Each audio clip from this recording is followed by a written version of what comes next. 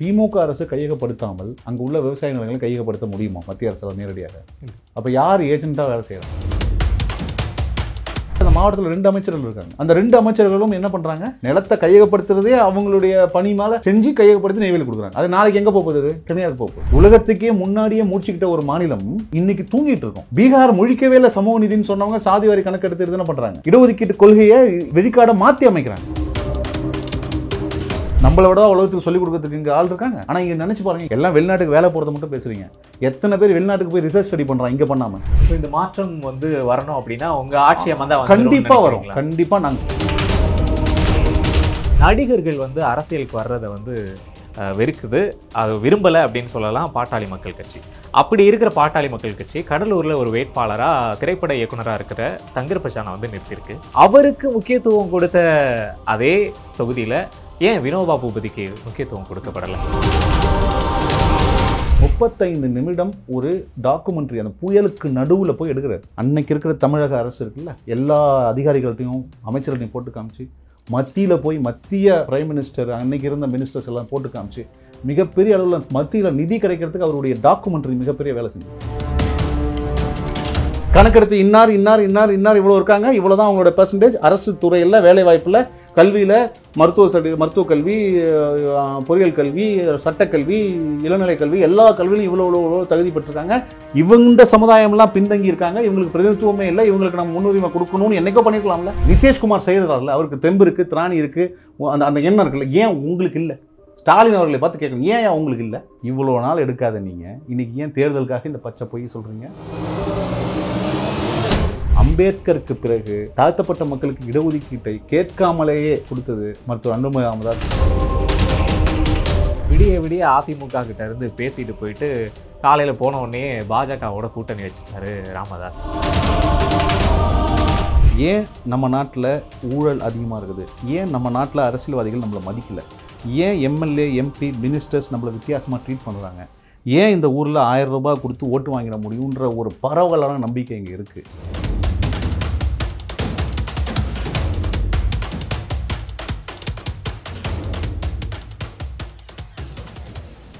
Cube Tamil நேயர்களுக்கு வணக்கம். நான் உங்கள் தினேஷ் ராஜ். இது நையப்புடை நிகழ்ச்சி. நிகழ்ச்சியின் சிறப்பு விருந்தினராக நம்மோடு கூட இணைந்திருக்கிறார் பாட்டாளி மக்கள் கட்சியின் செய்தி தொடர்பாளர் மற்றும் வழக்கறிஞர் திரு வினோபா பூபதி அவர்கள். முதலாவது அவரை வரவேற்கலாம். வணக்கம் சார். வணக்கம் தினேஷ். எப்படி சார் இருக்கீங்க? மிக்க நலம். நீங்கள் நல்லா இருக்கீங்களா? நல்லா இருக்கேன் சார். சார், என்எல்சி பிரச்சனைகளை மக்களோட மக்களானு குரல் கொடுத்துட்டு வரீங்க, மக்களுக்கு ஆதரவு தெரிவிச்சுட்டு வரீங்க. தொடர்ந்து மக்களுக்கு அந்த என்எல்சி பிரச்சனையில தொடர்ந்து அவங்களோட மக்களா நிற்கிறீங்க அப்படின்னே சொல்லலாம். அவங்களோட கட்சி, அதாவது பாட்டாளி மக்கள் கட்சி. இந்த கட்சி ஏன் 10 வருஷமா ஆட்சியில் இருக்கிற பிஜேபி கிட்ட இந்த பிரச்சனை குறித்து ஒரு தீர்வு வைக்கல? வெறும் நெய்வேலி பிரச்சனை மட்டும் இல்லை, நிலம் விவசாய சம்மந்தமாக இருக்கிற மேல்மாலையும் அதே பண்ணியிருக்கோம். ஈவன் பரந்தூர் விமான நிலையத்தில் கூட முதல்ல கருத்து கேட்பு கூட்டம் நடத்துனதும் நம்ம தான். விவசாய பிரச்சனையில் தொடர்ந்து விவசாயிகளுக்கும் விவசாய நிலங்கள் வேலை பார்க்குற கூலிகளுக்கும் விவசாயம் சார்ந்த விஷயங்களில் வேலை பார்க்குற எல்லாருக்குமே சரி, பாட்டாளி மக்கள் கட்சி மிக அதிகமாக போராடும். அவங்களுக்கு ஏதாவது ஒரு அநீதினா கண்டிப்பாக போடும். இப்போ ஒரு விஷயம் நம்ம தெளிவாக தெரிஞ்சுக்கலாம், விவசாய நிலங்கள் மிக முக்கியமானவை.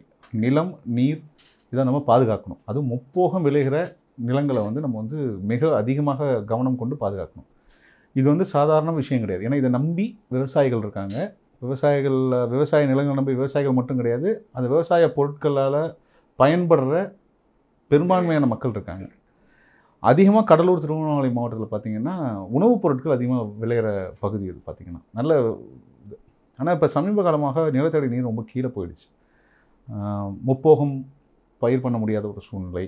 அதை திட்டமிட்டு என்ன பண்ணுறாங்க, நெய்வேலி நிர்வாகம் செய்கிறாங்க. ஏன்னா நிலத்தடி நீரை உறிஞ்சி கடலுக்கு அனுப்புகிறாங்க கறி எடுக்கணுன்றது. அப்போ ஆட்டோமேட்டிக்காக நிலத்தடி நீர் குறையும். ஸோ விவசாயிகளுக்காக போராடுறது, இயற்கையை காப்பாற்றுறது போராடுறது ஒரு தவறான விஷயம் கிடையாது. அதேமாதிரி நீங்கள் ஒரு சிஸ்டம்னா 10 ஆண்டுகளாக போராடலன்னு சொல்லாதீங்க. கிட்டத்தட்ட நீங்கள் பார்த்தீங்கன்னா ஐயா வன்னியர் சங்கம் காலத்திலேயே 2 பேர் மிகப்பெரிய தேச துரோக வழக்கில் கைதானவங்க இருக்காங்க. அப்போவே நான் சொல்கிறது 1980s to 89லேயே. ஓகேங்களா? அது மட்டும் இல்லை, என்டி சண்முகம் அவர்கள் இண்டஸ்ட்ரி மினிஸ்டராக இருக்கும்போது நிலம் கொடுத்து வேலை கிடைக்காம இருந்தாங்களா அந்த பகுதியில். கிட்டத்தட்ட 230 பேருக்கு வேலை உறுதி செஞ்சாங்க 1999. ஓகேங்களா? அதுக்கப்புறம் மத்தியில் வந்து யூபி அரசாங்கத்தில் பார்ட்டிசிபேட் பண்ணப்போ கூட நெய்வேலி நிலக்கரி சுரங்கம் மற்றும் தெர்மல் பவர் ஸ்டேஷன் இருக்குல்ல, அந்த ஒட்டுமொத்த PSU NLC lignite India limited, இன்றைக்கி இந்தியா லிமிடெட், அன்றைக்கி நெய்வேலி லிக்னைட் கார்பரேஷன். ஸோ நீங்கள் வந்து 2000க்கு முன் 2000க்கு பின்னு பிரிச்சுக்கணும். கிட்டத்தட்ட அப்படி இல்லைன்னா 2014-15க்கு பின் கூட வச்சுக்கலாம். ஒரு காலத்தில் நெய்வேலி தேவைப்பட்டது, மின்சாரத்துக்கும் எனர்ஜிக்கு நமக்கு தேவை. இன்றைக்கு அந்த நிலைமை இல்லை. ஒரு காலத்தில் நிலக்கரியை நம்பி மின்சாரம் தயாரிக்க வேண்டிய ஒரு சூழ்நிலை உலக அளவில் இருந்தது. இன்றைக்கி நவீன தொழில்நுட்பத்தினால புதுப்பிக்கத்தக்க எரிசக்தி தயார் பண்ணுறாங்க. இப்போ தமிழ்நாடு மின்மிகை மாநிலமாகவே இருக்குது. உங்களுக்கு க்ளீன் எனர்ஜி, க்ரீன் எனர்ஜின்னு சொல்கிறோம். இப்போ வந்து காற்றாலை, சூரிய சக்தி, ஓகேங்களா, கடல் அலைகள் முறை வர்றது, ஹைட்ரால நீர் வருது, இந்த மாதிரி சொல்கிறது க்ளீன் எனர்ஜி. இதனால் எந்தவித பாதிப்பும் இயற்கைக்கு இல்லை, பெரிய அளவு இருக்காது. ஆனால் நிலக்கரியால் பெரிய அளவு இருக்கும். நீங்கள் 2010 ஆண்டுகளாக நீங்கள் பார்த்து பாராளுமன்றத்தில் மருத்துவர் அன்புமணி மட்டும்தான் நெய்வேலியில் இது வரைக்கும் எவ்வளோ ஏக்கர் நிலங்கள் கையகப்படுத்தப்பட்டிருக்கு, அது எந்த ஆண்டுலேருந்து பட்டிருக்கு, எத்தனை விவசாயிகளில் வந்து வேலை கொடுத்துருக்காங்க, நிலத்தை கையகப்படுத்தினவங்களுக்கு வேலை கொடுத்துருக்காங்க, எத்தனை பேருக்கு நிரந்தர வேலை, எத்தனை பேருக்கு தற்காலிக வேலை, எத்தனை பேர் எங்கெங்கெல்லாம் புலம்பெயர்ந்திருக்காங்க, அவங்களுக்கெல்லாம் நெய்வேலி என்னென்னலாம் செஞ்சுருக்கு, நெய்வேலி தமிழ்நாட்டுக்கு எவ்வளோ மின்சாரம் கொடுக்குது, இந்தியாவுக்கு எவ்வளோ மின்சாரம் கொடுக்குது, நெய்வேலி தன்னோட கார்ப்பரேட் சோஷியல் ரெஸ்பான்சிபிலிட்டி ஃபண்டில் எந்த பகுதியில் செலவு செய்யுது, கடலூருக்குள்ளே செய்தா, இல்லை ஒரிசா, ராஜஸ்தான் அந்த பகுதியில் செய்தா, இல்லை நெய்வேலி லிக்னைட் கார்பரேஷனில் இருக்கிற ராயல்ட்டி ஃபண்ட்ஸ் வருது இல்லை தமிழ்நாட்டுக்கு எந்த அளவுக்கு இருக்குது. ஸோ நெய்வேலியை பற்றிய முழு தகவலை எடுத்தது மருத்துவர் அன்புமணி ராமதாஸ் தான். அது மட்டும் இல்லை, கடிதங்கள் எழுதினாங்க கோல் மினிஸ்ட்ரிக்கு. தொடர்ந்து இந்த கடந்த 2 ஆண்டுகளில் 3 கடிதம் எழுதியிருக்காங்க. எதை பேஸ் பண்ணினா சும்மா இல்லை, சஸ்டைனபிள் டெவலப்மெண்ட்னா என்ன, நிலக்கரியிலேருந்து மாற்று புதுப்பிக்கத்தக்க எதிர்சக்தி பக்கம் ஏன் நம்ம போகணும், ஏன் இந்தியா வந்து கிளாஸ்கோ மாநாட்டில் நம்ம வந்து என்ன வாக்குறுதி கொடுத்துருக்கோம், என்ன கமிட்மெண்ட் கொடுத்துருக்கோம். இந்தியாவோட கமிட்மெண்ட் என்னென்னா 2070க்குள் கம்ப்ளீட் நெட் ஜீரோ எமிஷன் நம்ம சொல்லியிருக்கோம். 2050க்குள்ளே நம்ம வந்து பல்வேறு விஷயங்களை அச்சீவ் பண்ணிடுவோம்னு சொல்கிறோம். இன்ஃபேக்ட் ஒரு படி மேலே போய் 2022 டிசம்பர் மாதம் தமிழக அரசு என்ன பண்ணாங்கன்னா, அவங்களுக்கு ஒரு கிளைமேட் சேஞ்சுக்குன்னு ஒரு இலக்குன்னு வச்சுருந்தாங்க. அவங்க என்ன சொல்கிறாங்கன்னா 2040க்குள்ளே நாங்கள் வந்து மூடிடுவோம் அப்படின்றாங்க தமிழக அரசு. ஸோ கோல் மினிஸ்ட்ரிக்கு 3 முறை நம்ம வந்து லெட்டர் என்னது, ப்ளஸ் அது இல்லாமல் கேள்வி நேரங்களில் எத்தனை கேள்வி நெய்வேலி சம்மந்தமாக நீங்கள் உண்மை வேணும், ராஜ்யசபா வெப்சைட் போய் அன்புமணி ராமதாஸ் என்னென்ன கேள்வி கேட்டிருக்காங்கன்னு பார்த்தீங்கன்னாலே நெய்வேலி சம்மந்தமாக அவ்வளோ கேள்விகள் இருக்கும். ஸோ போராடாமல் இல்லை, அங்கே கேட்காம இல்லை. அதுக்கான பதில்கள் என்னவா இருந்தது? இப்போது எப்படின்னா இது 2 விதத்தில் பண்ணணும். நம்ம ஒரு விஷயம் எடுத்துக்கலாம். இப்போ நிலம் இருக்குல்ல, நிலம் கையகப்படுத்துவது யாருடைய வேலை? அரசோட வேலை. எந்த அரசனுடைய? மாநில அரசோட வேலை. ஏன் கையகத்தை பற்றி கொடுக்குறாங்க? புரியுதுங்களா உங்களுக்கு? திமுக அரசு என்ன பண்ணுறது நீங்கள் நுட்பமாக பார்க்கணும். திமுக அரசு கையகப்படுத்தாமல் அங்கே உள்ள விவசாய நிலங்களை கையகப்படுத்த முடியுமா மத்திய அரசால் நேரடியாக? இல்லை. அப்போ யார் ஏஜென்ட்டாக வேலை செய்கிறா? திமுக அரசு. இதை புரிஞ்சுக்கணும், பொதுமக்கள் நல்லா புரிஞ்சுக்கணும். நாம் மத்திய அரசாங்கத்தை எதிர்த்து இதுக்கு போராட வேண்டிய நேரம் இருக்குது. இப்போ திமுகவே இந்த விவசாயிகளை காப்பாற்றுறதுக்கு நாங்கள் நிலத்தை கையகப்படுத்த மாட்டோம்னு சொல்லியிருந்தா, நாம் அந்த கொள்கை அட்லீஸ்ட் அவங்க கட்சிக்காக இல்லை, அவங்க கொள்கைக்காகவே அதை நம்ம ஆதரிக்கலாம் அந்த பர்டிகுலர் வேலையை. ஆனால் அங்கே பகுதியில் அந்த மாவட்டத்தில் 2 அமைச்சர்கள் இருக்காங்க. அந்த 2 அமைச்சர்களும் என்ன பண்ணுறாங்க, நிலத்தை கையகப்படுத்துறதே அவங்களுடைய பணி மேலே செஞ்சு கையகப்படுத்தி நெய்வேலி கொடுக்குறாங்க. அது நாளைக்கு எங்கே போகுது? தனியாருக்கு போகுது. ஆமாம், நிர்மலா சீதாராமன் கூட அதை பற்றி பேசி நிறைய பேர் சொல்லியிருக்காங்க, பாராளுமன்றத்தில் நிறைய பேர் சொல்லியிருக்காங்க. இப்போ என்னென்னா, நெய்வேலி சுற்றி இருக்கிற இப்போ சேத்தியத்தோப்பு பகுதி, ஜெயங்கொண்டம் பகுதிகளெலாம் இது வருமானு கேட்டது யாரும் வாங்குறதுக்கு ஆள் இல்லை. ஆனால் இப்போ என்னென்னா, நெய்வேலிக்கிட்டே ஒரு 10,000 ஏக்கர் கையில் வச்சுருக்காங்க. நாம் என்ன சொல்கிறோம், படிப்படியாக இதுக்கு மேலே நிலத்தை கையகப்படுத்தாதீங்க. நெய்வேலி 3ஆம் சுரங்கம்ன்ற எக்ஸ்டென்ஷனை கைவிட்டுருங்க. ஆல்ரெடி உங்கள்கிட்ட 10,000 ஏக்கர் இருக்குது. இதை பயன்படுத்தி நீங்கள் என்ன பண்ணுங்கள், படிப்படியாக கொஞ்சம் உங்களுடைய பணிகளை குறைச்சிருங்க. இருக்கிற வேலைவாய்ப்பு உள்ளே இருக்காங்களே தொழிலாளிகள், அவர்கள் இருப்பாங்க. அவங்க படிப்படியாக அவங்க வந்து ரிட்டையர் ஆகி போயிடுவாங்க. இதுக்கப்புறம் நீங்கள் புதுசாக எடுக்காதீங்க யாரையும். அப்போ படிப்படியாக பணி செய்யட்டும், அதுக்கப்புறம் போகிறவங்க போய் 10,000 ஏக்கர் இருக்குது, அதை மட்டும் முடிச்சுட்டு போய் புது சுரங்கம் வேண்டாம்னு சொல்கிறோம் நம்ம. அப்புறமா நீங்கள் உலக அளவில் என்ன சொல்கிறாங்கன்னா, நிலக்கரி சுரங்கத்தை மூடுற வேலைகள்லாம் நடக்குது. அந்த நிலத்தை நல்லபடியாக பயன்படுத்துறதுக்கான வழிபாடுகளும் இருக்குது. உலக இன்டர்நேஷ்னல் இருக்குது. இப்போ ஜெர்மனியில், ஆஸ்திரேலியாவில் அவங்கெல்லாம் வழி இருக்குது. அதில் ஏன்னா நிலத்தடி நீர் அவங்க 1000 கீழே போக போக போக என்ன பண்ணுவோம், சுற்றி இருக்கிற தண்ணிலாம் கீழே போகும். அந்த தண்ணியை பம்ப் பண்ணுறாங்க ராட்சச பம்புகளை வச்சு, அதை கொண்டு போய் கடலில் விடுறாங்க. யாராவது இதை செய்வாங்களா? அது அந்த மாவட்டத்தை மட்டும் பாதிக்கல, கடலூரை சுற்றி உள்ள விழுப்புரம், அந்த பக்கம் மாயவரம், கள்ளக்குறிச்சி, இந்த பகுதியில் இருக்கிற பாண்டிச்சேரி, இது எல்லாமே பாதிக்கப்படுது. இது வந்து ஒரு எதுவும் தமிழ்நாட்டில் ஒரு மாவட்டத்துக்கான பிரச்சனை கிடையாது. தமிழ்நாட்டில் முக்கியமான நெற்களஞ்சியத்தில் கிட்டத்தட்ட 3வது இடத்துல வருது கடலூர். அப்போ நீங்கள் அதை பாதுகாக்க வேண்டியது நம்ம நாளைக்கு நம்ம போய் ஆந்திராலையோ இல்லை பெங்களூர் கர்நாடகாலையோ கேரளாலையோ இல்லை வெளிநாட்டில் கம்போடியா பிலிப்பைன்ஸில் பிச்சை எடுக்க போகிறோம் ரைஸுக்கு அரிசிக்கு. ஓகேங்களா? இன்னொன்று மத்திய அரசாங்கத்தில் நாங்கள் வந்து பாஜக கூட கூட்டணி இருந்தாலும் கூட்டணி போனாலுமே இந்த விஷயத்தில் மிக அதிகமாக நாங்கள் வந்து நெருக்கடி கொடுப்போம். பாஜகவின் ஒரு அங்கமாக தான் நாங்கள் திகழ்கிறோம் அப்படின்னு சொல்லிட்டு அன்புமணி அவர்கள் சொல்லியிருந்தாங்க. அட் த சேம் டைம் வந்து பாட்டாளி மக்கள் கட்சியின் நிறுவன தலைவராக இருக்கிற ராமதாஸ் அவர்கள் என்ன சொல்றாங்கன்னா, பாஜகவோட ஆட்சிக்கு வந்து 0 மதிப்பெண் கொடுக்குறேன் அப்படின்னு சொல்லியிருந்தாங்க. ஏன் இந்த மாதிரியான நிறுவன தலைவர் எப்போ கொடுத்தாங்க அந்த மார்க்கு? எந்த தேர்தலில் எப்படி கொடுத்தாங்க? 2016 சட்டமன்ற தேர்தல் நடக்கும்போது நாங்கள் தனியாக நின்னோம். அப்போ கட்சிகள் மாநில தேர்தல் அது. அப்போ கொடுத்தது தேர்தல். பாஜகவுடைய நிலைமை எப்படி இருக்குன்னா அப்போ கொடுத்தது வேறு. இப்போ கூட்டணி இருக்கும். புரியுதுங்களா உங்களுக்கு? எப்போ நீங்கள் சொன்னது கிட்டத்தட்ட 8-9 ஆண்டுகளுக்கு முன்னாடி அது. அதையும் இதையும் நிறைய பேர் கம்பேர் பண்ணுறாங்க. பதில் சொல்ல வேண்டிய கடமை எங்களுது. நீங்கள் அப்போ என்னன்னா ஏதோ இன்னைக்கு சொன்ன மாதிரி நேற்று சொன்ன மாதிரி இன்னைக்கு சொன்ன மாதிரி பொய் செய்தியை பரப்பக்கூடாது. இதை திட்டமிட்டு திமுககாரங்க, திட்டமிட்டு அதிமுககாரங்க கூட திட்டமிட்டு என்ன சொல்கிறது திராவிட கட்சிகளுக்கு நாங்கள் வந்து வேலை செய்கிறோன்ற என்ன சொல்கிறது கூலிகளாக இருக்கிறவங்க அதை செய்வாங்க. நாம் ஒரு ஜேர்னலிஸ்ட்டை நீங்கள் எப்போ கேட்குங்க? என்னைக்கு ஐயா சொன்னாங்க? யார் இன்டர்வியூவில் பண்ணும்போது சொன்னாங்க? எந்த விஷயத்தை பற்றி பேசும்போது சொன்னாங்க?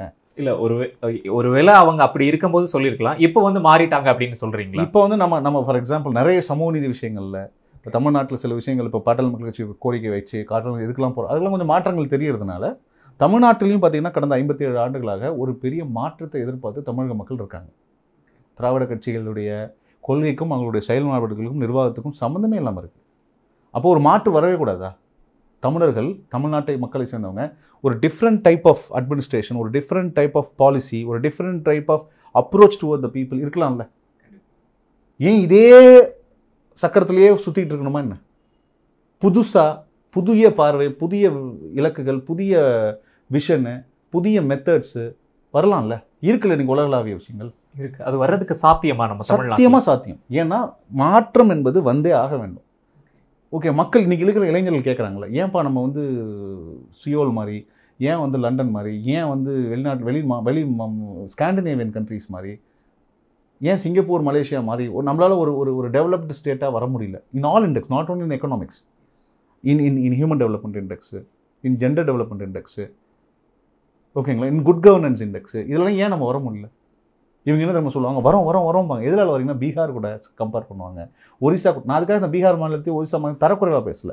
ஆனால் பீகாரை விடவும் ஒரிசாவிடவும் உத்தரப்பிரதேசம் விடவும் உங்களுக்கு ஜாகிரபிக்கல் அட்வான்டேஜ் இருக்குல்ல, உங்களுக்கு இருக்கிற எக்கனாமிக் அட்வான்டேஜஸ் இருக்குல்ல, டெமோகிராஃபிக் அட்வான்டேஜ் இருக்குல்ல, உங்களுக்கு இருக்கிற ஹிஸ்டாரிக் அட்வான்டேஜ் இருக்குல்ல தமிழ்நாட்டுக்கு. நான் உங்களுக்குன்னு சொல்லும் போது நமக்கு தான் சொல்கிறேன். பட் கம்பேரிட்டிவாக அப்படி பண்ணணும்ல. நான் வந்து மற்ற மாநிலங்களை தரக்குறைவாக யாரும் பேசணும்னு அவசியம் கிடையாது. பட் அவங்களுக்கு இருக்கிற ஹிஸ்ட்ரி வேறு, நமக்கு இருக்கிற ஹிஸ்ட்ரி வேறு. நமக்கு 1922-26 நம்ம கம்யூனல் ஜீவோன்னு சொல்லி நமக்கு ரிசர்வேஷன் வந்துச்சு. ஆனால் இன்னைக்கு கம்ப்ளீட்டாக நம்ம அதை பயன்படுத்து நம்மளால் எல்லாருக்கும் கிடைச்சிருச்சு. அது உலகத்துக்கே முன்னாடியே முடிச்சுக்கிட்ட ஒரு மாநிலம் இன்னைக்கு தூங்கிட்டு இருக்கோம்.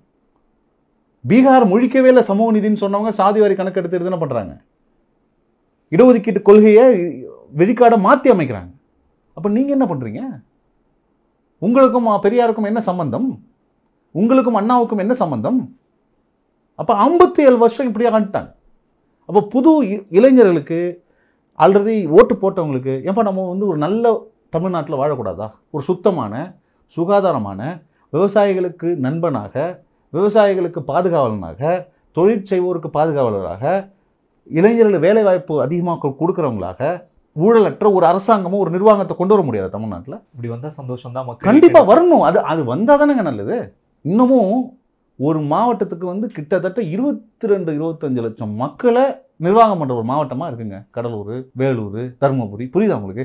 ஏன் உங்களால் சின்ன சின்ன மாவட்டங்கள் கொண்டு நிர்வாகத்தை அழகாக பண்ணலாமா, பண்ணக்கூடாது? இதெல்லாம் யாராவது சொல்லி கொடுத்து செய்யணுமா? சில மாவட்ட அமைச்சர்களால் என்ன பண்ணுறாங்க? மாவட்டத்தை பிரிக்காமல் இருக்காங்க. சில திமுகவுடைய குறுநில மன்னர்களாக மாவட்டத்தை பிரிக்கக்கூடாதுன்றாங்க. ஏன் நம்ம தமிழக இளைஞர்கள் உலக தரத்தில் வந்து தொழில்நுட்ப அறிவு பெறுவதற்கோ உலக தரத்துக்கு தேவையான எதிர்கால இலக்குகளை பெற்றுக்கிட்டு வளரவே கூடாதா? தாய்மொழியை காப்பாற்றி கொண்டு, தாய் கலாச்சாரத்தை காப்பாற்றி கொண்டு, நம்ம பண்பாட்டை காப்பாற்றி கொண்டு, நம்மளை விட உலகத்துக்கு சொல்லிக் கொடுக்கறதுக்கு இங்கே ஆள் இருக்காங்க. ஆனால் இங்கே நினச்சி பாருங்கள், எத்தனை இளைஞர்கள் வந்து போய் எல்லாம் வெளிநாட்டுக்கு வேலை போகிறத மட்டும் பேசுகிறீங்க. எத்தனை பேர் வெளிநாட்டுக்கு போய் ரிசர்ச் ஸ்டடி பண்ணுறாங்க இங்கே பண்ணாமல்? தாய்மொழி கல்வியை கட்டாயப்படுத்த முடியுதா?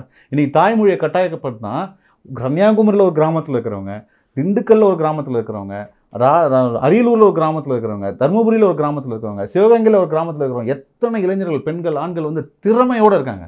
அவங்களுக்கு வந்து ஒரு தமிழ் வழியில் ஆராய்ச்சி படிப்பு வரைக்கும் படிக்கிறதுக்கு ஏதாவது வழி இருக்கா?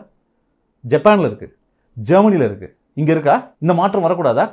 கல்வித்துறையில் சொல்கிறேன். ஸோ இந்த மாற்றம் வந்து வரணும் அப்படின்னா உங்கள் ஆட்சியை வந்து கண்டிப்பாக வரும். கண்டிப்பாக நாங்கள் எங்களுக்கு எதிர்கால சிந்தனை நிறைய இருக்குது. தமிழகத்தை வளர்ச்சி பாதை கொண்டு வரணும். மருத்துவர் அன்புமணி ராமதாஸ் தொடர்ந்து இதை சொல்லிட்டு இருக்காங்க. மருத்துவர் ஐயா அவர்கள் கிட்டத்தட்ட 1980களிலிருந்து சொல்லிட்டு இருக்காங்க. ஆனால் இந்த அரசியல் களத்தில் தேர்தல் அரசியல் நிலைப்பாடு இருக்குல்ல, இன்னைக்கு இங்கே வந்து தேர்தல் எப்படி இருக்குது? First past the post system. Okay, இந்த சிஸ்டத்தை கூட தான் நான் கேம் ஆட முடியும். நாங்கள் ஒரு ரூல்ஸ் இருக்குது. நீங்கள் மாரல்ஸை வச்சுக்கிட்டு கேம் ஆட முடியாது. ரூல்ஸ் என்ன இருக்கோ அதை வச்சு தான் கேம் ஆட முடியும். அந்த ரூல்ஸ்க்குள்ளே எது பெட்டர், எது நல்லது, எப்படி நம்ம இருந்தால் நம்ம அரசு கட்சிக்கும் தமிழக மக்களுக்கும் எது நல்லதுன்னு சொல்லி அந்தந்த ஒரு தேர்தலில் ஒரு நிலைப்பாடு எடுத்து நாங்கள் போயிட்டுருக்கோம். ஓகே, இவ்வளோ தெளிவாக புரிகிற மாதிரியும் பேசுகிறீங்க. அட் த சேம் டைம் வந்து நடிகர்கள் வந்து அரசியலுக்கு வர்றதை வந்து வெறுக்குது, அது விரும்பலை அப்படின்னு சொல்லலாம் பாட்டாளி மக்கள் கட்சி. அப்படி இருக்கிற பாட்டாளி மக்கள் கட்சி கடலூரில் ஒரு வேட்பாளராக திரைப்பட இயக்குனராக இருக்கிற தங்கர் பச்சானை வந்து நிறுத்தியிருக்கு. அவருக்கு முக்கியத்துவம் கொடுத்த அதே தொகுதியில் ஏன் வினோபா பூபதிக்கு முக்கியத்துவம் கொடுக்கப்படலை? நீங்கள் புரிஞ்சுக்கணும், நீங்கள் வந்து நடிகர்கள் அப்படின்னு சொல்கிறதுல யார் வேணால் அரசியலுக்கு வரலாம்.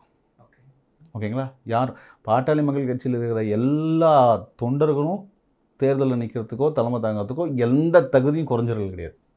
ஏன்னா மருத்துவர் ஐயா வந்து பயிலரங்கம் வச்சு கட்சி நடத்துகிறவர். எதுக்காக சினிமா அரசியல்னா தமிழக வரலாறு அப்படி இருந்தது. இன்றைக்கி அரசியலில் யார் வேணால் வரலாம், நாங்கள் வந்து வரக்கூடாதுன்னு சொல்லலை. சினிமாவில் எதுக்காக எதிர்ப்பு? இப்போ நீங்கள் வந்து புகைப்பிடித்தல் காட்சி, தண்ணி அடிக்கிற காட்சிகள், வன்முறை அதிகமாக இருக்கிற காட்சிகள், தங்கர் பச்சான் வந்து சொன்ன பாடங்கள் என்ன? அழகி மூலியமாகவும் பள்ளிக்கூடங்கள் மூலியமாகவும் சிதம்பரத்தில் ஒரு அப்பாசாமி மூலியமாக சொன்னது என்ன? நாங்கள் எதிர்த்த நடிகர்கள் யார்? உங்களால் இதை பகுத்து ஆய்ந்து உங்களால் புரிஞ்சிக்க முடியலையா? இல்லை, தங்கர் பச்சான் அவர்கள் ஒரு பொது வேட்பாளர். தங்கர் பச்சான் போல ஒரு இலக்கியவாதி, தங்கர் பச்சான் போல ஒரு எழுத்தாளர், தங்கர் பச்சான் போல ஒரு ஒலி ஓவியர், தங்கர் பச்சான் போல தமிழுக்காகவும் தமிழ் கலாச்சாரத்துக்காகவும் தமிழ் பண்பாடுக்காகவும் உழைத்தவர்கள் பல பேர் இருக்காங்க. ஆனால் தங்கருக்கு யார் சீட் கொடுப்பாங்க? தங்கர் பச்சான் அவர்களுக்கு யார் சீட் கொடுப்பாங்க? யாராவது கொடுத்தாங்களா? அழகு பார்த்தாங்களா? ஏன் ஒரு மண்ணின் மைந்தர், அந்த மண்ணின் மைந்தர். சினிமா துறையில் அந்த கடலூர் மாவட்டத்தினுடைய மொழி, அந்த கடலூர் மாவட்டத்தினுடைய வாழ்வியல், அந்த கடலூர் மாவட்டத்தினுடைய என்ன சொல்கிறது, ஒரு ஒரு ஒரு ஒரு ஒரு ஒரு கண்ணோட்டம். இதுக்கு முன்னாடி சினிமான்றது எப்படி இருந்தது? மதுரை, திருநெல்வேலி, அப்புறம் கோயம்புத்தூர், பொள்ளாச்சி, தஞ்சாவூர் தான் இருந்தது. யாராவது நடுநாட்டை கண்டுக்கிட்டாங்களா? அந்த மண்ணுக்கு உழைத்தவர், தமிழுக்காக இன்னும் பேசிகிட்டு இருக்காரு, அந்த விவசாயம் பண்ணிட்டு இருக்காரு. விவசாயி அவர். நெய்வேலி விஷயத்தில் அவர் குரல் கொடுத்தார். தமிழர்களுக்காக அவர், ஈழத்தமிழர்களுக்காக அவர் குரல் கொடுத்தார். எப்போ நெய்வேலி விஷயத்தில் குரல் கொடுத்தாரு? நீங்கள் அந்த போராட்டம் நடந்த மண் அதிகமாக வந்து நிலத்தை வந்து அந்த விளைஞ்ச நிலத்தில் புல்டோசர் விட்டு ஏற்றினாங்கல்ல, தமிழக காவல்துறையோட உதவியோட தமிழக அரசு பண்ணாங்கல்ல. நீங்கள் அப்போ அந்த டைமில் பாருங்கள். அது மட்டும் இல்லை, அவர் அந்த அந்த ஒரு புயல் அடிச்சது, தானே ஒரு மிகப்பெரிய புயல் நடந்தது கடலூர் மாவட்டத்தில். 35 நிமிடம் ஒரு டாக்குமெண்ட்ரி அந்த புயலுக்கு நடுவில் போய் எடுக்கிறார். எந்தெந்த கிராமம், எந்தெந்த மரம். தங்கர் பச்சான் எடுத்து சும்மா இல்லை, அன்னைக்கு இருக்கிற தமிழக அரசு இருக்குல்ல, எல்லா அதிகாரிகள்ட்டையும் அமைச்சர்களையும் போட்டு காமிச்சு, மத்தியில் போய் மத்திய பிரைம் மினிஸ்டர், அன்னைக்கு இருந்த மினிஸ்டர்ஸ் எல்லாம் போட்டு காமிச்சு, மிகப்பெரிய அளவில் மத்தியில் நிதி கிடைக்கிறதுக்கு அவருடைய டாக்குமெண்ட்ரி மிகப்பெரிய வேலை செஞ்சது. எத்தனை பலாமரம், எத்தனை முந்திரி மரம், எத்தனை கிராமங்களில் கரும்பு, எத்தனை விவசாயம், அந்த விவசாயிகளை நேரடியாக போய் இன்றைக்கும் அது இருக்குது. அப்போ இதை விட தகுந்த மண்ணின் மைந்தரை, இதை விட தகுந்த ஒரு வேட்பாளரை, சிறந்த வேட்பாளரை யார் வேணா வந்து காமிக்கிட்டுமே. அப்போ அப்போ இதை நீங்கள் யோசிச்சு பாருங்க சார். கடலூர் மாவட்ட மக்களுடைய வாழ்வியலை எடுத்து சென்று போன ஒரு கலைஞன். இது நீங்கள் பாட்டாளி மக்கள் கட்சி வேட்பாளரே பார்க்க வேண்டாம், பார்க்குற வியூவர்ஸ்க்கு எல்லாரும் தெரியும். அவருடைய கதைகளில் குழந்தைகளுக்கோ, தாய்மார்களுக்கோ, பெண்களுக்கோ, நம்ம தமிழ் சமுதாயத்துக்கோ தீங்கு இழைக்கிற மாதிரி ஒரே ஒரு காட்சி இருந்ததுன்னா நீங்கள் சொல்லுங்கள். மற்ற திரை நடிகர்கள், ஏதாவது ஒன்று சொல்லுங்கள். இது யாராலும் செய்ய முடியுமா? சொல்லுங்கள். இன்னைக்கு இருக்கிற காமர்ஸ், இன்னைக்கு இருக்கிற வணிகமயமாக்கப்பட்ட சூழலில் எப்படி அவரால் பண்ண முடியுது? அப்போ அப்படி தமிழுக்காகவும் தமிழ் பண்பாட்டுக்காகவும் தமிழ் மக்களுக்காகவும் உழைச்சிருக்காருல்ல, அவருக்கு ஒரு பாராளுமன்றத்தில் இருந்து அவர் பேசுவார்ல. கடலூர் மாவட்ட மக்களுக்காக பேசுவார்ல, கடலூர் மாவட்ட மக்களுக்காக மட்டும் இல்லை, ஒட்டுமொத்த தமிழ் சமுதாயத்துக்கும், ஒட்டுமொத்த தமிழுக்கும், ஒட்டுமொத்த தமிழ் பண்பாடு கலாச்சாரம் பேசுவாங்களா இல்லையா? தமிழர் உரிமைக்கு பேசுவாங்களா இல்லையா? இதை ஏன் பெரிய பெரிய கட்சிகள் ஏன் கொடுக்குறாங்க? அவங்க கொடுக்குற வேட்பாளர்லாம் யார் கொடுக்குறா? மேடையில் இருந்துக்கிட்டு கண்ணா பின்னான்னு கெட்ட வார்த்தை பேசுகிற நடிகர்களுக்கு தான் கொடுக்குறாங்க சீட்டு. அவங்க கொடுக்குற நடிகர்கள் கொடுத்த சீட்டெலாம் தெரியல என்னாச்சுன்னு.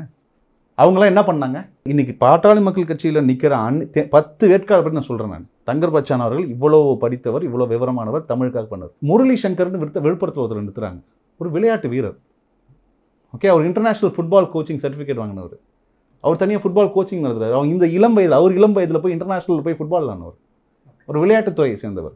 சௌமியா அன்புமணி தருமபுரியில் அவங்க பசுமை தாயத்தின் மொழியில் இருக்கிறவங்க. பசுமை தாயத்தில் சும்மா இல்லை, 2000 இன்னும் எர்த் சமிட் அட்டன் பண்ணவங்க. 2000 எர்த் சமிட்டை சவுத் ஆஃப்ரிக்காவில் அட்டன் பண்ணவங்க. அன்னையிலேருந்து இன்னை வரைக்கும் பசுமை தாயம் என்பது ஐநா சபையால் அங்கீகரிக்கப்பட்டு காலநிலை மாற்றத்திற்காக, பெண் உரிமைக்காக, ஈழத்தமிழர் விஷயத்தில், மரம் சுற்றுப்புற சூழ்நிலை காப்பாற்ற விஷயத்தில் அவங்க வந்து PhD in social forestry, women in social forestry தான் அவங்களோட PhD தீசிஸே. ஓகே, இப்போ வந்து இந்த சௌமியா அன்புமணி அவங்களுக்கு வந்து இன்ஃப்ளூயன்ஸ் முன்னாடி இருந்தே இருக்குதா, இல்லை அன்புமணி அவர்கள் அரசியல் குடும்பத்தை சேர்ந்தவர்கள் 20 ஆண்டுகளுக்கு மேலாக பசுமை தாயத்தில் வேலை பார்க்குறாங்க.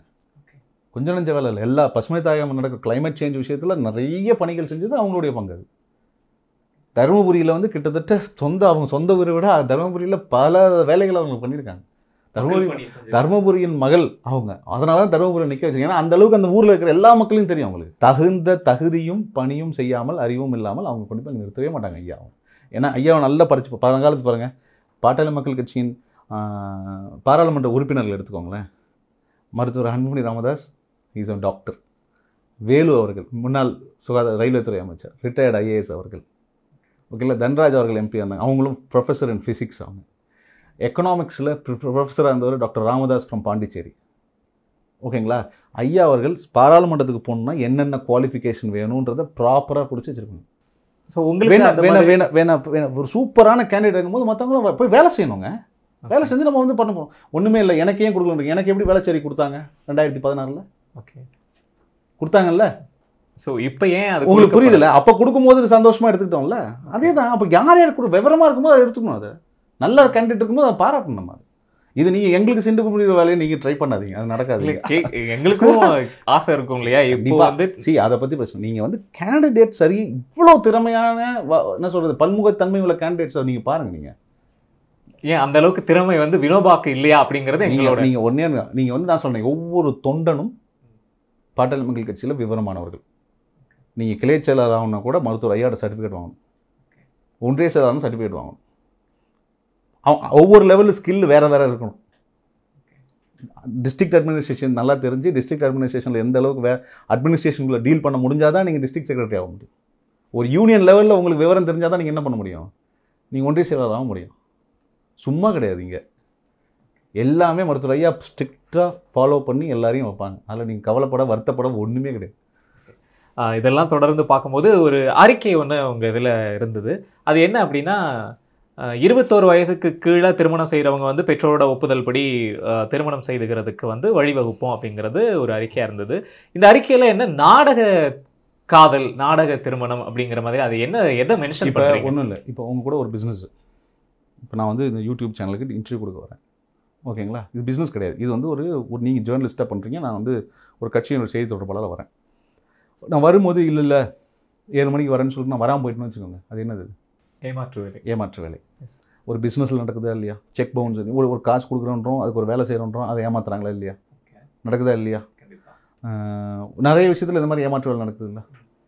இப்போ நீங்கள் ஒரு 20-15 வயசில் உங்களோட என்ன கெரியர் வரணும்னு நீங்கள் சூஸ் பண்ணீங்களா? 18 வயசில் அதுக்கப்புறம் தான் காலேஜ். சரி, நீங்கள் வந்து BA இங்கிலீஷ் படிச்சிருக்கீங்க, ஏன் ஜேர்னலிசம் வந்தீங்க? ஒரு இன்ட்ரெஸ்ட். இந்த இன்ட்ரெஸ்ட் எப்போ புரிஞ்சுது உங்களுக்கு? ஆஃப்டர் தட் நீங்கள் BAவே ஜேர்னலிசம் படிச்சிருக்கலாம், இங்கிலீஷ் படிச்சுட்டு வரீங்க. ஒவ்வொரு ஏஜுக்கு ஏற்ற மாதிரி என்ன ஆகும்? வேர்ல்டு வியூ மாறும். ஓகேங்களா, உலக பார்வை மாறும். The more educated, the more informed you are, the more good the decision will be. அது பர்சனல் இன்ட்ரெஸ்ட்டாக இருக்கலாம், ஃபேமிலி இன்ட்ரெஸ்ட்டாக இருக்கலாம், சொசைட்டல் இன்ட்ரெஸ்ட்டாக இருக்கலாம், நேஷனல் இன்ட்ரெஸ்ட்டாக இருக்கலாம். நீங்கள் கொஸ்டினே how informed you are in a particular age. 18 வயசில் how informed you are. It can be male or female. புரியுதுங்களா? ஆனால் இப்போ என்னென்னா அதிகமாக தமிழ்நாட்டில் என்னென்னா ஒரு விஷயத்தில் இந்த விஷயம் அது லவ் மேரேஜோ அரேஞ்ச் மேரேஜோ இந்த விஷயங்கள் தவறு நடக்குது நிறைய. ஏமாற்றி கல்யாணம் பண்ணிடுறாங்க, பொய் சொல்லி கல்யாணம் பண்ணிடுறாங்க, இல்லை ஏதாவது ஒரு மறைச்சு கல்யாணம் பண்ணிடுறாங்க. அதனால் என்ன ஆகிடுதுன்னா ஏர்லியர் தி கெட் மேரிட் அவங்களுக்கு எஜுகேஷன் பாதிக்கப்படுது, அதுக்கப்புறமா அவங்களோட எம்ப்ளாய்மெண்ட் பாதிக்கப்படுது. புரியுதுங்களா? அப்போ அவங்க நாளைக்கு குழந்தை பொறுத்தது நாளைக்கு டெஸ்டிடியூட் ஆகிட்டாங்கன்னு வச்சுக்கோங்க. அப்போ அவங்கள யார் பார்த்துக்கிறது? பார்க்க முடியுது. சமுதாயம் ஏற்றுக்குது. அதை சமுதாயத்து மேலேயும் தப்பு இருக்குது. அப்போ நாம் முன்னாடி 16 வயசுக்கு தான் சைல்டுன்னாங்க, அப்புறம் 18 வயசுன்றாங்க. அப்போ கால சூழ்நிலைக்கு ஏற்ற மாதிரி நம்மளோட சட்டத்திட்டங்கள் மாறுதா இல்லையா? அந்த மாதிரி தான் ஒரு ஏற்பாடாக அதை சொல்லிச்சு. சாதிவாரி கணக்கெடுப்பு எடுக்கிறதுக்கு வந்து பாரதிய ஜனதா தயங்கிட்டு இருக்கு. ஆனா பாட்டாளி மக்கள் கட்சி வந்து சமூக நீதிக்கு ஆதரவாகவும் இந்த கணக்கெடுப்பு சாதிவாரி கணக்கெடுப்பு எடுக்கணும் அப்படின்னு சொல்லிட்டு முன்மொழிஞ்சிட்டு இருக்கு. இப்படி இருக்கும்போது எப்படி எதிர்மறையா இருக்கிற இந்த பாரதிய ஜனதா கூட ஒரு கூட்டணி? நம்பர் 1, பாரதிய ஜனதா கட்சி வந்து இன்னும் வந்து சாதிவாரி கணக்கெடுப்பு எடுக்க மாட்டோம்னு அவங்க சொல்லலை. ஓகேங்களா? இந்தியாவில் ஒவ்வொரு 10 ஆண்டுக்கும் எஸ்சி அண்ட் எஸ்டி அண்ட் மைனாரிட்டிஸ்க்கு எடுத்துகிட்டு இருக்காங்க. ஓகே. அப்போ எஸ்சி எஸ்டிக்கான சாதிவாரி கணக்கு போயிட்டு தான் இருக்குது. ஓகேங்களா? இன்னும் ஓபிசிக்கு மட்டும்தான் எடுக்கல. ஓகேங்களா? இன்னொன்று அவங்க வந்து பிப்ரவரி மாதம் திரு அமித்ஷா அவர்கள் தெளிவாக சொல்லியிருக்காங்க, நாங்கள் இந்த கோரிக்கையை ஏற்று நாங்கள் எங்கள் முடிவை நாங்கள் அறிவிப்போம்னு அவங்க சொல்லியிருக்காங்க. ஓகே. அவங்க 100% எடுக்க மாட்டேன்னு சொல்லல. இன்னொரு முக்கியமான விஷயம், மாநிலத்தில் சாதிவாரி மக்கள் தொகை கணக்கெடுக்கிறத அவங்க ஒன்றும் தடுக்கலை. சர்வேன்னு சொல்கிறாங்கல்ல, பீகார் பண்ணியிருக்கிற மாதிரி பண்ணுறதை அவங்க தடுக்கவும் இல்லை. இப்போ அவங்க கூட்டணியில் இருக்காங்க பீகாரில். பீகார் அரசு கிட்டத்தட்ட 60%லேருந்து 65 75% இடஒதுக்கீட்டை இன்க்ரீஸ் பண்ணி கொடுத்துருக்காங்க. அது பாரதிய ஜனதா தடுக்கலை. உச்சநீதிமன்றமோ உயர்நீதிமன்றமோ அதை தடுத்து நிறுத்தலை. ஓகே. அப்போ உங்களுக்கு தெரிஞ்சுக்கிறது என்னென்னா, சாதிவாரி மக்கள் தொகை கணக்கெடுப்பு மாநில அரசே எடுக்கலாம். சென்சஸ் வேற, சர்வே வேற. நான் கேட்குறது, நீங்கள் திராவிட கட்சிகள் பெரியாருடைய கைப்பிடித்து வந்தவங்க, பெரியாருடைய சமூக நீதி பார்வையில் வர்றோன்னு சொல்கிறீங்கல்ல, நீங்கள் ஆட்சிக்கு வந்து 67 வந்தீங்கல்ல, இன்னைக்கு வரைக்கும் நீங்கள் கணக்கெடுத்துக்க முடியாது அவங்களால. கன்னியாகுமரி மாவட்டத்தில், தருமபுரி மாவட்டத்தில், சென்னையில், காஞ்சிபுரத்தில், அரியலூரில், சிவகங்கையில், ராம்நாட்டில், எல்லா மாவட்டங்கள்லையும் உங்களால் கணக்கெடுத்துக்க முடியாதா? கணக்கெடுத்து இன்னார் இவ்வளோ இருக்காங்க, இவ்வளோ தான் அவங்களோட பெர்சன்டேஜ், அரசு துறையில், வேலை வாய்ப்பில், கல்வியில், மருத்துவ கல்வி, பொறியியல் கல்வி, சட்டக்கல்வி, இளநிலை கல்வி, எல்லா கல்வியிலும் இவ்வளோ தகுதி பெற்றிருக்காங்க.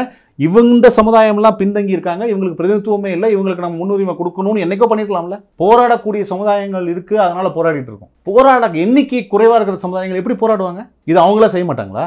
திராவிட கட்சிகள் கையை யார் பிடிச்சிட்டு இருக்கா? நிதிஷ்குமார் செய்யறாருல, அவருக்கு தெம்பு இருக்கு, திராணி இருக்கு, அந்த எண்ணம் இருக்குல்ல, ஏன் உங்களுக்கு இல்லை? ஸ்டாலின் அவர்களை பார்த்து கேட்கணும், ஏன் உங்களுக்கு இல்லை? இல்லை முதல்ல உங்களுக்கு புரியுதா சாதிவாரி கணக்கெடுப்பு என்னன்னா, சர்வே என்னன்னு புரியுதா? இன்றைய நிலையில தமிழகத்தில் உயர் சாதி வகுப்பினர் எவ்வளோ பேர் இருப்பாங்க? 3% இருக்காங்கன்னு சொல்றாங்களா இல்லையா? 100ல் 3 போனால் மீதி எவ்வளோ? 97%. சரி, நீங்கள் 5% வச்சுக்கோங்க உயர் சாதி வகுப்பினர். 95% இருக்கிற பேக்வர்ட் கிளாஸ், எம்பிசி, எஸ்டி எல்லாம் சேர்த்தா நம்ம எவ்வளோ இடஒதுக்கீடு வாங்குறோம்? 69%. இது பெரிய கேப் இல்லையா? இதை ஏன் அவங்க வந்து ஃபில் பண்ண முன் வர மாட்டாங்க? இந்த கேப்பை ஃபில் பண்ணணுமா இல்லையா? ஏன் வர மாட்டாங்க? இவங்க சமூகநீதிக்கானாலா? ஸோ நீங்கள் ஒன்று புரிஞ்சுக்கணும், மாநில அளவில் சாதிவாரி கணக்கெடுப்பு எடுக்கிறதுக்கு பாஜக அரசு எதிராக இல்லை. இன்னொன்று, தேசிய அளவில் எடுக்க மாட்டோம்னு அவங்க இது வரைக்கும் சொல்லலை. இந்தியா கூட்டணிக்கு போவோம். திடீர்னு ராகுல் காந்தி என்ன சொல்கிறாரு? நாங்களும் சாதிவாரி கணக்கெடுப்பு எடுப்போம். ஐயோ, உயரில் கேபினட் செக்ரட்டேரியட்டில், சென்ட்ரல் செக்ரட்டேரியட்டில் ஐஏஎஸ் அதிகாரியில் ஓபிசியே இல்லைன்றாங்கல்ல. இவர்கள் 30 ஆண்டுகளுக்கு முன்னாடி அப்பாயின் பண்ணியிருப்பாங்களா இல்லையா? 30 ஆண்டுக்கு முன்னாடி யாருக்கு ஆட்சி இருந்தா? காங்கிரஸ் தான் இருந்தாங்க. 1955 கலேக்கர் கமிட்டின்னு backward class commission, first backward class commission appoint பண்ணாங்கல்ல. அப்போ நேரு பிரதம மந்திரி, அவர் சொன்னது அன்னைக்கே ரிசர்வேஷன் கொடுக்கணும்னாரு பேக்வர்ட் கிளாஸ்க்கு. ஏன்னா 1951 கான்ஸ்டியூஷன் அமல்படுத்த பின்பு ஷெட்யூல் காஸ்ட் மற்றும் ஷெட்யூல் ட்ரைபுக்கு 15 மற்றும் 7.5 22.5% இடஒதுக்கீடு அவங்களுடைய மக்கள் தொகைக்கு ஏற்ப விகிதாச்சார அடிப்படையில் கொடுத்துட்ருக்காங்க. ஆனால் 60% இருக்கிற மிகவும் அதாவது இதர பிற்படுத்தப்பட்ட சமுதாயங்கள், அவங்களுக்கு இடஒதுக்கீடே இல்லை. அப்போ கலைக்கர் கொடுங்கன்றாரு. இப்போ நேரு கொடுக்கல. மாநிலங்களில் செம்பகம் துரைராஜன் கேஸ்ன்னு சொல்லி தமிழ்நாட்டிலேருந்து ஒரு கேஸ் போனாங்க ஹைகோர்ட்டு. இடஒதுக்கீடு கொடுக்கக்கூடாது, கம்யூனல் ஜிஓ 1926 கொடுத்த மாதிரி இண்டிபெண்டன்ஸ்க்கு அப்புறம் கொடுக்கணும். ஹைகோர்ட் அப்ரூவல் பண்ணிச்சு, கொடுக்கக்கூடாதுங்க. சுப்ரீம் கோர்ட் போனாங்க, அவங்களும் அதுமாதிரி பண்ணிட்டாங்க. அப்போ தான் பெரியார் அரசியலமைப்பு சட்டத்தை எரிச்சு போராடுறாரு. அப்புறம் தான் முதல் சட்ட திருத்தம், இந்திய அரசியலமைப்பு சட்டத்தின் முதல் சட்ட திருத்தம், ஃபர்ஸ்ட் கான்ஸ்டியூஷனல் அமெண்ட்மெண்ட் என்ன பண்ணுறாங்க? அதர் பேக்வர்ட் கிளாஸ்க்கு ஸ்டேட் லெவலில் கொடுக்கலாம். அப்போ தான் நீங்கள் மாநில அளவில் இடஒதுக்கீடு வருது. யாருக்கு? ஓபிசி. 55ல் மத்தியில் கொடுங்கன்னு சொல்றாரு காக்கா கலேக்கர், கொடுக்கல. 1978ல் ஜனதா கவர்மெண்ட் என்ன பண்றாங்க, மண்டல் கமிஷன் ஒரு கமிஷன் அப்பாயின்ட் பண்றாங்க.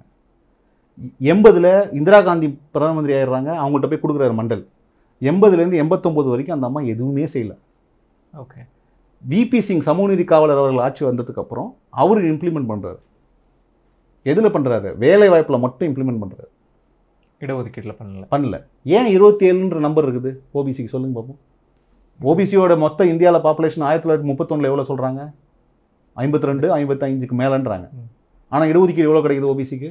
27. மண்டல் சொல்கிறது ஏன் 27 தான்? ஏன்னா 1962ல் state of Balaji versus state of மைசூர்னு ஒரு வழக்கு இருந்தது. ஓகே. அந்த வழக்கில் 50% மேலே மைசூர் அரசாங்கம் இடஒதுக்கீடு கொடுத்தாங்க. அன்றைய மைசூர், இன்றைய கர்நாடகா. ஓகே. 50க்கு மேலே கொடுக்கக்கூடாது இடஒதுக்கீடு. 50 ஜென்ரல் கேட்டகரி, 50 இடஒதுக்கீடு, 50 தான் இருக்கணும் அப்படின்னு. அப்போ தாழ்த்தப்பட்டவர்களுக்கு 15, பழங்குடி மக்களுக்கு 7.5னா மீதி எவ்வளோ இருக்குது? 50ல் 27.5.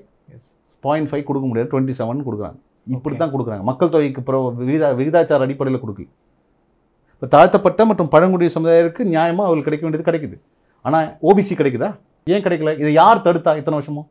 இந்திய அளவில் காங்கிரஸ். இவ்வளோ நாள் எடுக்காத நீங்கள் இன்னைக்கு ஏன் தேர்தலுக்காக இந்த பச்சை பொய் சொல்கிறீங்க? இது தேர்தல் வருது, அதனால தான் இந்த அவ்வளோதான். இதை புரிஞ்சுக்கணும். வெற்று பேச்சுகள், ஏமாற்று பேச்சுகள், சமூக நீதியை சூறையாடி கொண்டு திமுக அரசு செய்யல. நான் பாஜக அரசும் சரி காங்கிரஸ் அரசும் சரி ஒரு விஷயத்தை புரிஞ்சுக்கணும். சமூக நீதி விஷயத்தில் அவங்க இன்னைக்கு கரெக்டாக இருக்காங்கன்னு பாட்டாளி மக்கள் கட்சி சொல்லலை. ஓகே. இன்றைக்கும் மத்தியில் இருக்கிற 50% அந்த சீலிங் இருக்குல்ல, அதை உடைக்கணும்னு சொல்கிறோம். நீங்கள் ஒன்று வேணால் 2019 இடபிள்யூஎஸ் எக்கனாமிக்கலி வீக்கர் செக்ஷனுக்கு இடஒதுக்கீடு 10% கொடுக்கும்போது பாட்டாளி மக்கள் கட்சி நிலைப்பாடு என்ன? அப்பயே மருத்துவர் அன்புமணி ராமதாஸ் பாராளுமன்றத்திலே சொன்னார், இதை நீங்கள் வந்து கணக்கு எடுத்துகிட்டு கொடுங்க, கணக்கு எடுக்காமல் கொடுக்காதீங்கன்னு. அது உச்சநீதிமன்ற தீர்ப்பாகவும் இப்போ வந்துருச்சு. கரெக்டு தான்.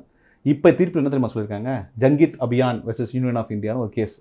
ஓகே. அந்த வழக்கில் என்ன சொல்கிறாங்கன்னா, 10% இடஒதுக்கீடு இடபிள்யூஎஸ் கொடுக்கும்போது 50% சீலிங்கை மீறலாம். அப்போ பாலாஜியில் சொன்ன மீறக்கூடாதுன்னதும், இந்திரா சாயணியில் மீறக்கூடாதுன்னு 93, 62 பாலாஜி, 93 இந்திரா சாயணி, இந்த 2 தடவையும் ஓபிசிக்குன்னு கேட்கும்போது மீறக்கூடாது. ஆனால் economically weaker section of forward caste இருக்குல்ல, அப்போ மீறலான்றாங்க. உடனே அன்புமணி ராமதாஸ் என்ன சொல்கிறாரு? Janhit Abhiyan versus Union of India கேஸில் நீங்கள் மீறலான்னு சொல்லிட்டீங்க, 50% சீலிங் இல்லைன்னு சொல்லிட்டாங்க உச்சநீதிமன்றம். இனிமையாவது யூனியன் கவர்மெண்ட் என்ன பண்ணணும்? நீங்கள் ஓபிசியோட கணக்கு எடுத்து இப்போ தான் மீறலாமே, 28 தாண்டி 27 தாண்டி கூட கொடுக்கலாம்ல, கொடுங்கன்னு சொல்லி கேள்வி எழுப்பினார். அதாவது 50%, 27 தானே ஓபிசி கொடுக்குறாங்க, 22.5 எஸ்சி எஸ்டிக்கு இருக்கு. ஓபிசி ஆனால் 55%க்கு மேலே இருக்காங்க. அப்போ நீங்கள் 55 ஓபிசி கொடுங்க கேட்கலாம்ல, அதை மீறுவீங்களான்னு கேட்கணும். இப்போ நாங்கள் தான் போராடிட்டு, நீங்கள் யாராவது இவங்க இருக்கிற திமுகவோ அதிமுகவோ பாராளுமன்றத்தில் கேட்டாங்களா? அதெல்லாம் விடுங்க. மத்தியில் சுகாதாரத்துறை அமைச்சராக இருக்கும்போது மருத்துவர் அன்புமணி ராமதாஸ் யாருமே போராடாமல் ஒரு இடஒதுக்கீடு கொடுத்தாரு. அது தெரியுமா உங்களுக்கு என்னென்னு? Central educational institution within brackets reservation for OBC 2006 ஆக்ட்னு ஒரு ஆக்டை பாஸ் பண்ணுறோம். ஓகே. அதுக்கப்புறம் தான் பார்க்குற நேயர்கள் புரிஞ்சுக்கணும், அந்த சட்டத்துக்கு பிறகுதான் ஐஐடி, ஐஐஎம், அது மட்டும் இல்லாமல் எய்ம்ஸு, ராம் மனோகர் லோகியா, இந்தியாவில் இருக்கிற ஆல் இண்டியா கேரக்டர் உள்ள யூனிவர்சிட்டிஸ், காலேஜஸ் இருக்குல்ல, ஓகே, அதில் 27% ஓபிசி மக்கள் போய் படிக்கிறதுக்கான வாய்ப்பை ஏற்படுத்தி கொடுத்தது மருத்துவர் ஐயா அவர்கள், பாட்டாளி மக்கள் கட்சி. அதே மாதிரி இந்த all India quota medical seat சொன்னல, இதில் ஷெட்யூல் காஸ்ட்டுக்கும் ஷெட்யூல் ட்ரைபுக்கும் 22.5%, 15 + 7.5 கொடுத்தது மருத்துவர் அன்புமணி ராமதாஸ். அதற்காக பூட்டா சிங் அவர்கள் தமிழ்நாட்டில் ஒரு பெரிய விழா அமைத்து இந்தியாவில் இருக்கிற தலித் தலைவர்கள் எல்லாரையும் அழைச்சு அம்பேத்கருக்கு பிறகு தாழ்த்தப்பட்ட மக்களுக்கு இடஒதுக்கீட்டை கேட்காமலேயே கொடுத்தது மருத்துவர் அன்புமணி ராமதாஸ் என்ற ஒரு பெரிய பாராட்டை கொடுத்தாங்க. இப்போ வந்து அதிமுகவில் எம்பியாக இருக்கக்கூடிய சி.வி. சண்முகம் வந்து என்ன சொல்லியிருக்காரு, ஒரு கடுமையான விமர்சனத்தை வச்சுருக்காரு. என்ன அப்படின்னா, விடிய விடிய அதிமுக கிட்ட இருந்து பேசிட்டு போயிட்டு காலையில் போன உடனே பாஜகவோட கூட்டணி வச்சுட்டாரு ராமதாஸ். அவர்கிட்ட போய் ஒன்று கேளுங்க, விடிய விடிய எடப்பாடி விசிகாட்டையும் நாம் தமிழர்கிட்டையும் காங்கிரஸ்கிட்டையும் பேசினாங்களே, காங்கிரஸுக்கு 18 சீட்டு தரோன்னு கூப்பிட்டு பார்த்தீங்களே, அதெல்லாம் யார் சொல்கிறது சார் அப்படின்னு அவர்கிட்ட கேளுங்க. கேட்குறதுக்கு ஏதாவது இருக்கா? ஏதாவது நாங்களும் இது பேசுகிறோம், நீங்கள் விடிய விடிய என்ன பண்ணீங்கன்னு பேசலாமா? பேசினா எல்லாரும் பேசலாம்ல. ஆனால் இன்றைக்கி அது தேவையில்லை. இதான் சொல்கிறேன், இந்த மாதிரியான ஒரு அரசியல், அவர் கல்லை காட்டினார், இவர் பல்ல காட்டினாருன்ற அரசியல்லேருந்து மாறி நம்ம ஒரு நல்ல அரசியலை நம்ம வந்து கொண்டு போகணும். கண்டிப்பாக அதை கொண்டு போய் தமிழக மக்கள் கண்டிப்பாக இளைஞர்கள் ஒரு விஷயத்தை எதிர்பார்க்குறாங்கங்க. என்ன எதிர்பார்க்குறாங்கன்னா, ஏன் நம்ம நாட்டில் ஊழல் அதிகமாக இருக்குது, ஏன் நம்ம நாட்டில் அரசியல்வாதிகள் நம்மளை மதிக்கலை, ஏன் எம்எல்ஏ எம்பி மினிஸ்டர்ஸ் நம்மளை வித்தியாசமாக ட்ரீட் பண்ணுறாங்க, ஏன் இந்த ஊரில் 1000 ரூபாய் கொடுத்து ஓட்டு வாங்கிட முடியுன்ற ஒரு பரவலான நம்பிக்கை இங்கே இருக்குது, ஏன் இலவசங்களை மட்டும் கொடுத்து நம்மளை வந்து ஓட்டு வாங்கிட முடியும், ஏன் நம்ம நாட்டில் மட்டும் சாராயம் ஒரு தெருவுலையும் இப்படி ஓடுது, புரியுதுங்களா, ஏன் நம்ம ஊர் விவசாயிகள் அவங்களுடைய விலை பயிருக்கு அவங்களுடைய விலை நிர்ணயம் பண்ண முடியல, ஏன் நம்ம நாட்டில் வெள்ளம் ஒவ்வொரு வருஷமும் வருது, ஒவ்வொரு வருஷமும் பால் பாக்கெட்டுக்காகவும் ஒவ்வொரு வருஷமும் தண்ணிக்காகவும் ஒவ்வொரு வருஷமும் போட்டு யாராவது வந்து நம்மளை கூட்டு போவாங்கன்னு ஏன் இது இருக்குது, ஏன் இருக்குது? எனக்கு தலையெழுத்தாங்க. லட்சக்கணக்கில் போட்டு நான் அப்பார்ட்மெண்ட்டில் ஒரு வீடு வாங்கி லட்சக்கணக்கில் செலவு பண்ணி நான் ஒரு இடத்துல வீடு வாங்கி ரெகுலேஷன் பண்ணி பர்மிஷன் வாங்கி வீடு கட்டி எங்கே ஒரு வருஷத்துக்கு 2 மாதம் தண்ணியில் கிடக்கணும், ஏன் கிடங்க? இதெல்லாம் கேட்கக்கூடாது யாரும். ஏரியில் கொண்டு போய் வீட்டை கட்டுறதுக்கு அளவு பண்ணது யாருங்க? நீர்நிலைகளை காப்பாற்றலன்னா நம்ம எங்கே போவோம்? ஒரு சமுதாயம் எல்லா உலகத்தில் இருக்கிற அனைத்து சிவிலைசேஷன் எல்லாம் எங்கேருந்து வந்தது? நதிக்கரைகளில் தான் வந்தது. நீரை காப்பாற்றலன்னா சிவிலைசேஷன் என்ன ஆகும்? உங்களால் ஒரு காவேரி, தாமிரபரணி, பாலாறுன்ற இந்த ஆறுகளை காப்பாற்ற வக்கில்லாத அரசாங்கம் தானே இந்த 57 ஆண்டுகள். கூவத்தை சாக்கடையாக மாற்றிய பெருமை இந்த திராவிட இயக்கங்களுக்கு தான் ஆகும். 35,000 ஏரிகளை பிளாட் போட்டு விற்றதுக்கு பெருமை தேடிக்கொள்கிற ஒரே இயக்கம் திராவிட இயக்கங்கள் 2 இயக்கம் தான். 3 ஆறுகளையும் இந்த மாதிரி பெரினியல் ரிவர்ஸ் ஆண்டு முழுதும் தண்ணி ஓடுற ஆறுகளை மண்ணை கொள்ளடிச்சு இன்றைக்கி என்ன ஆயிடுச்சு? அந்த ஆற்றுல எங்கேயா தண்ணி இருக்கா? வாட்டர் டேபிள் லெவல் இன்றைக்கி இருக்கா? மண் இருந்தால் தான் வாட்டர் டேபிள் தண்ணி நிற்கும். மண்ணே இல்லைன்னா ஸ்பாஞ்சு மாதிரி மண் தண்ணியை ஹோல்ட் பண்ணி வைக்கும். இவங்க மண்ணை விடுறாங்களா? இன்றைக்கி இருக்கிற இளைஞர்கள் இந்த கேள்வி கேட்பாங்களா, கேட்க மாட்டாங்களா?